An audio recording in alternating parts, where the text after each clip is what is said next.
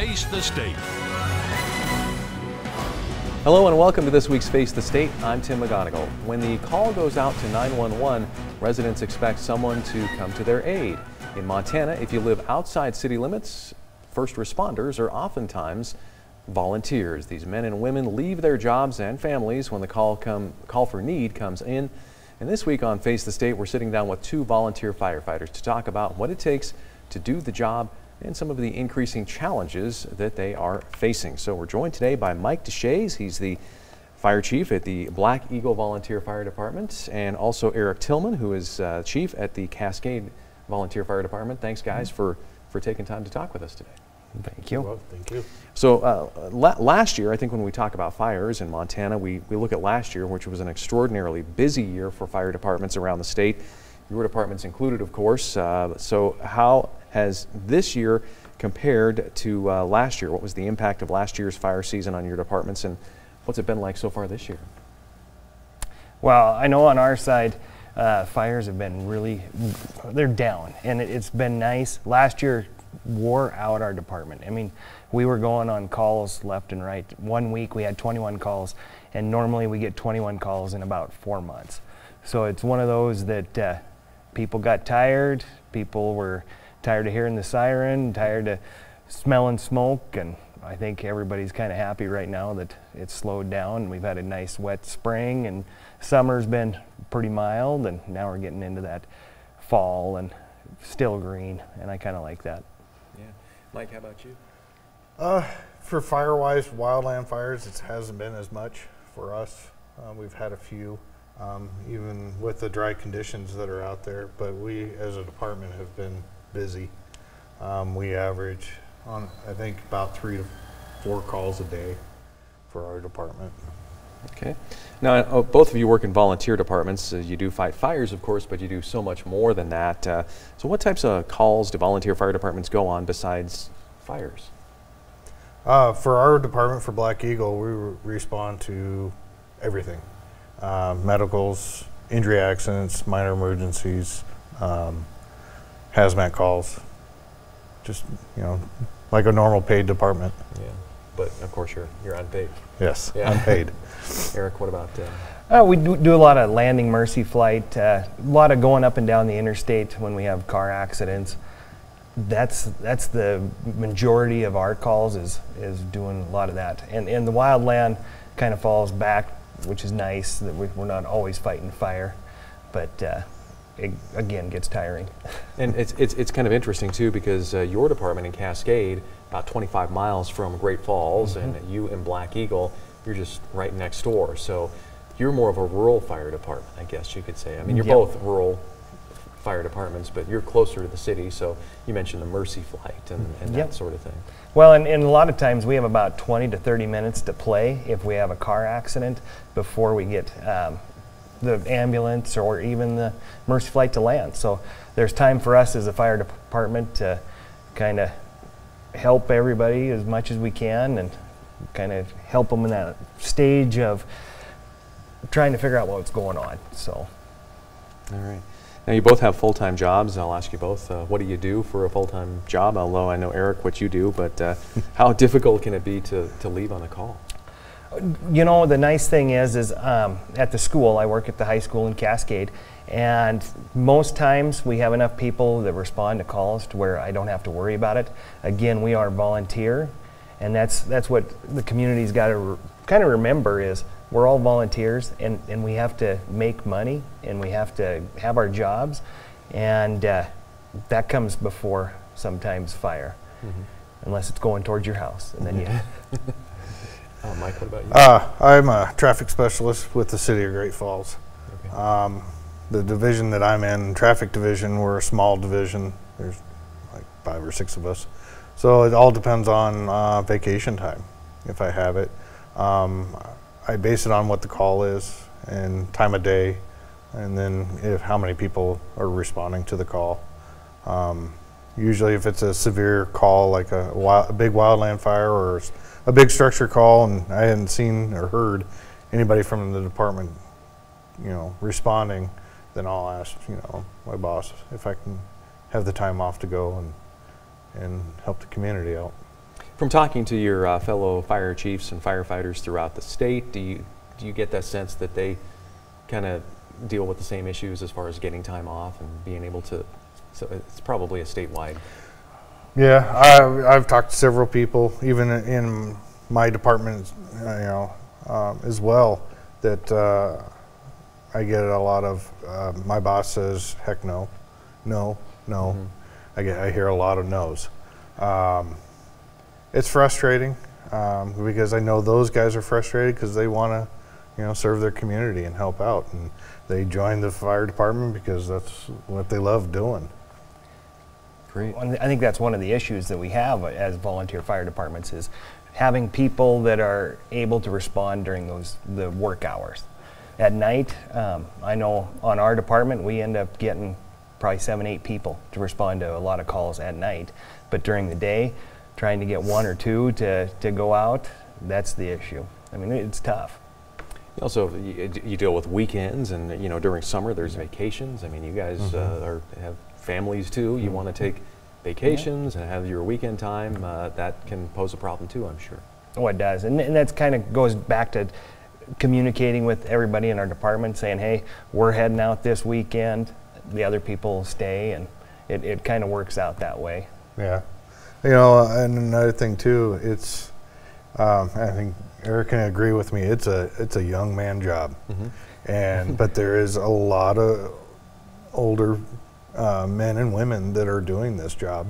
But, it gets to the point that it's very taxing and very physical work. And that's the one thing that's hard is trying to get this younger generation, interested in doing what we do for free. Yeah. Yeah, I was going to say you do rely on community members volunteering to serve as the firefighters. So, as you said, you've got a lot of older guys probably nearing retirement. The need for volunteers is still there. How do you get people interested in joining the force? What are some of the things that you guys do to try to get the younger guys involved? Well, with Black Eagle, we really haven't had to, advertise out. A lot of people know other people and find out that we're volunteering, and then kind of word of mouth that way.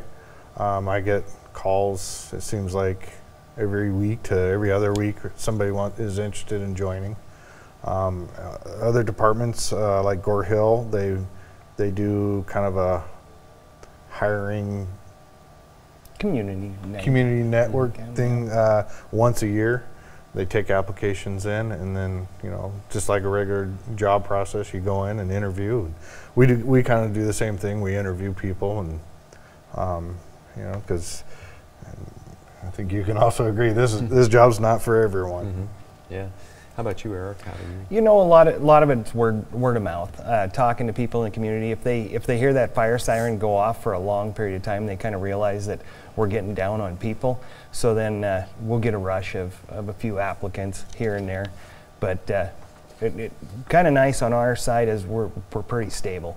We get about maybe 1 or 2 people every year that apply, and the rest stay on. They enjoy it, so we try not to work too hard and have fun while we're doing it. Yeah. How for someone who is interested, should they just contact their volunteer fire department and say, "Hey, I'm interested," and then chances are they can set up a meeting or maybe fill out some sort of application? Is that basically how it works? Yeah. The one thing I do is when people ask me, the first thing I ask them is, "Where do you live?" Mm-hmm. And we kind of drew the line in the sand, sort of. And we picked Central Avenue as a kind of our basis. If you live, one side or the other. If you're closer to a different department, I would recommend them to go to that, to that department.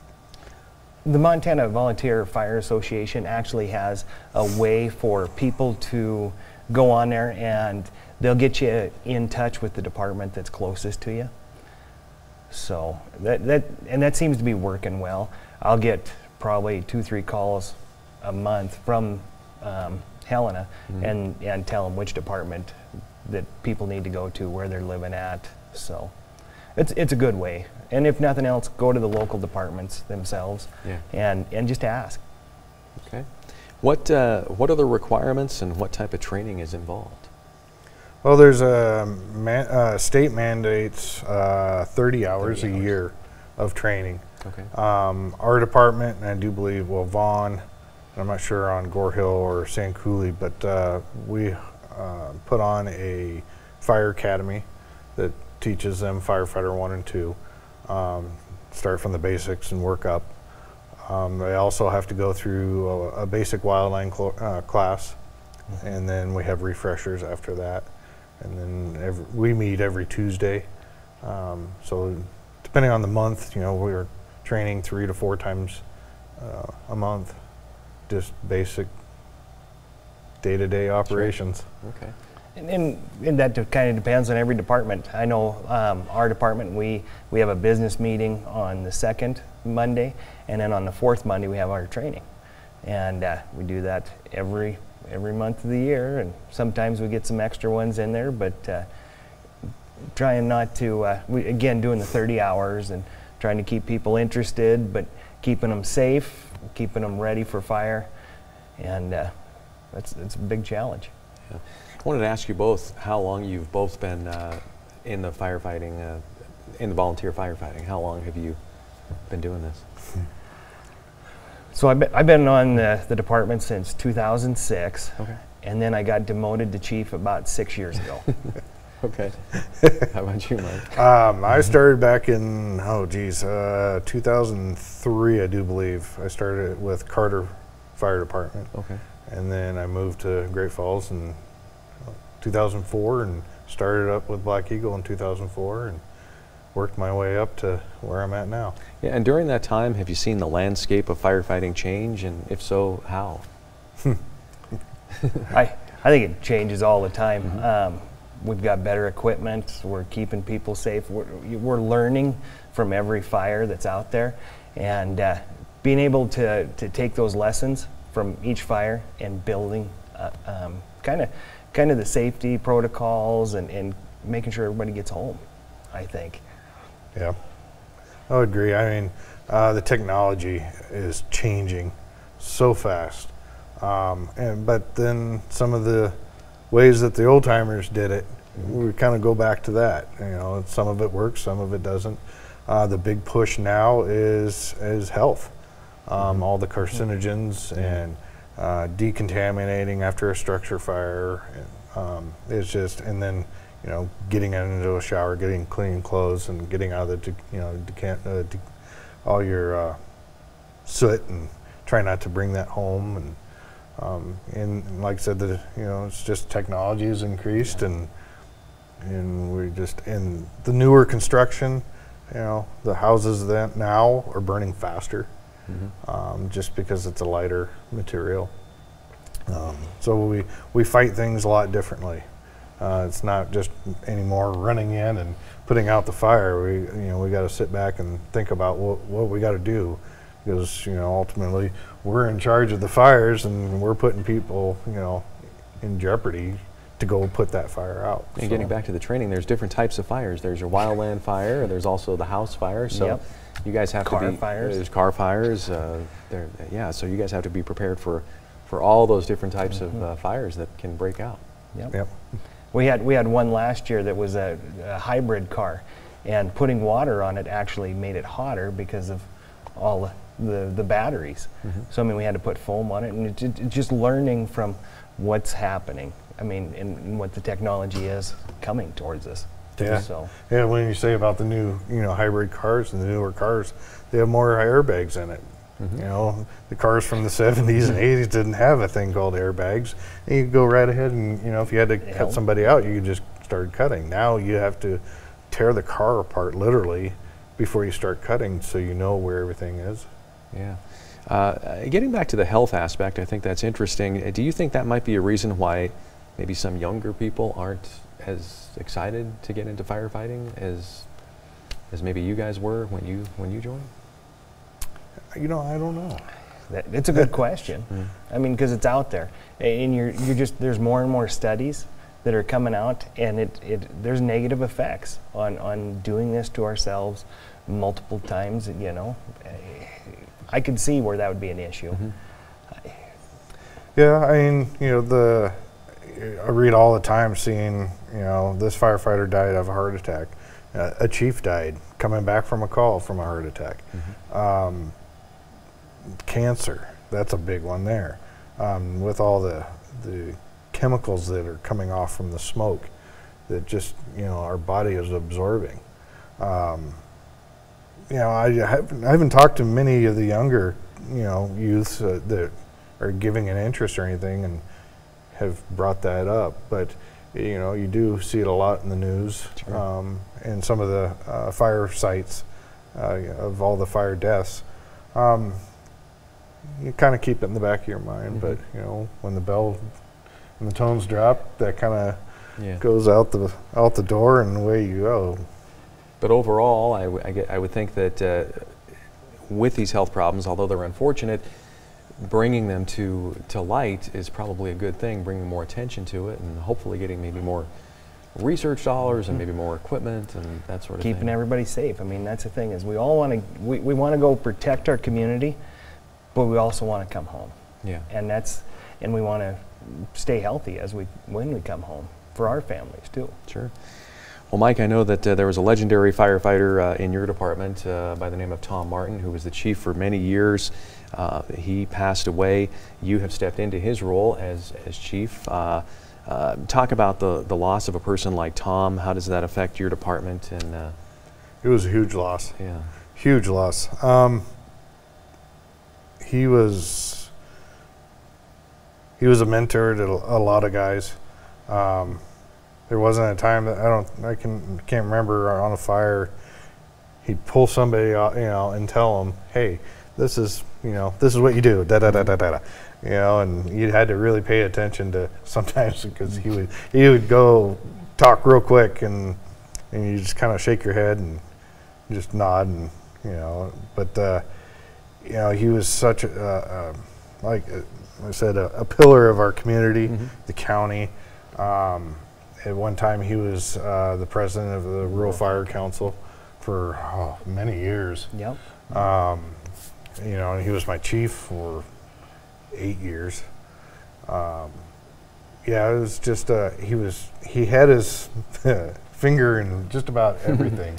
He was part of the Civic Club meeting in Black Eagle. He was part of the CAT committee with Calumet. The Rural Fire Council. There were so many other things. He and his wife were the co-founders of the Black Eagle Parade. I mean, he was involved with the community in one way or another. Yeah. And even all the departments in the county. Right. I mean, he was always willing to.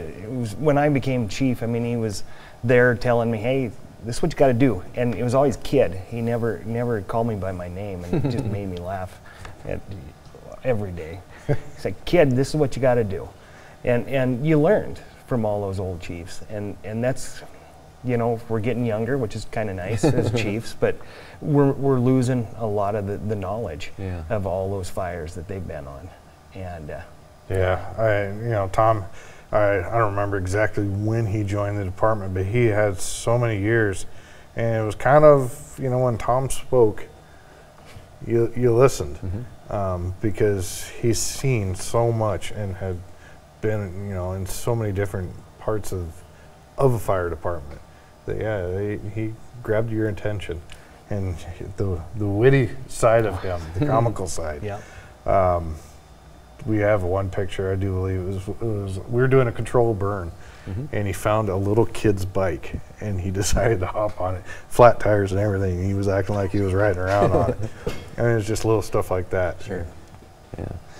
Well, Eric, you mentioned too the working with other departments, and I'm sure this is the case, obviously, across the whole state of Montana. Sometimes when we hear the call for a fire, and there's 4 or 5, maybe more different departments that are paged out. So talk about working together with the other fire departments and the mutual aid agreements. Well, and the nice thing is we do have a mutual aid agreement with everybody. And getting onto these fires, all of us want to get it put out as fast as we can, again, safely. And being able to say, hey, Ulm, I need you, or Black Eagle, hey, we need your water tender, is huge. Because the thing that we have in all these rural departments is the lack of funding a lot of times. But when we're all together and Black Eagle might have the best water tender, we'll call for it and they'll bring it out and help other departments, just because we might not have that capability. And that's kind of nice, I think. Manpower, being able to have the manpower. Again, you know, when it's during the day and there's only a few people that are responding from our department, there's other departments coming to help, and vice versa. I mean, it's nice. And we haven't had any issues to where people get on scene and they want to take charge and fight for charge or fight out whose fire it is. We're all just there to put it out and move on to the next. True definition of teamwork, I guess. Yep. Yeah. Yeah, you mentioned you guys can also, I'm sure you remember that too, like 2 months from now, if you used his tender and he came and helped you, when he calls and needs something, you're going to jump right in and help him. And that's it. And the kind of the nice thing too, we're on the far end of the county where we're at. And when Ulm or any of the other departments, Gore Hill, take off and head over to this side of the county, we'll actually kind of backfill Ulm's station just to make sure that their community's safe while they're gone. And that's kind of a really, we work together really well. And that's nice. We meet once a month as fire chiefs of Cascade County, and we talk to each other. And we know kind of what's going on. And the other thing we've been trying to do, and been pretty successful, is we're doing county-wide trainings to where our guys are even getting together, and guys and gals, and meeting and know who's out there, and we know what trucks are out there. Just that open line of communication that's out there. Yeah. We mutual-aided here not too long ago, south of town, on a structure fire. Actually came in as a house exploded. And we were paged out with Gore Hill. Where it was at, assumed it was Gore Hill, got on scene, and it was ended up actually, I guess, being with the city district. You know, and that was our first time that we mutual aided with the city for one of their calls. But at the time, you know, there was a little bit of confusion of, you know, we didn't know whose, but we're like, you know, doesn't matter. We can sort it out later. You know, that's always been that way. Okay. Well, what are the needs beyond volunteers? For instance, how can the community help statewide volunteer fire departments? Big one is funding. Sure. You know, we don't have many trees. And equipment is expensive. Our bunker gears, they're good for 10 years, and then we have to get new. Well, we just bought new bunker gear here not too long ago, and I think it was about $2 grand, $2,500 just for one set. Wildland gear, you're looking at, you know, $300-400 for, you know, a pair of pants and shirt and helmet.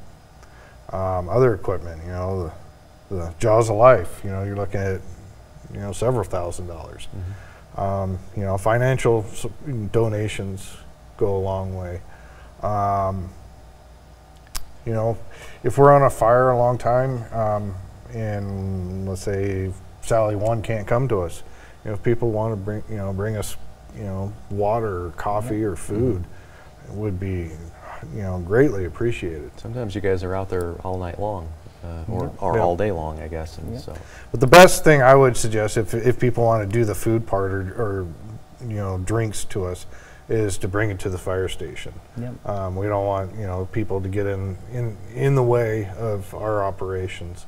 That just, you know, puts them in hazard, to where now you just created another problem that we're dealing with this problem.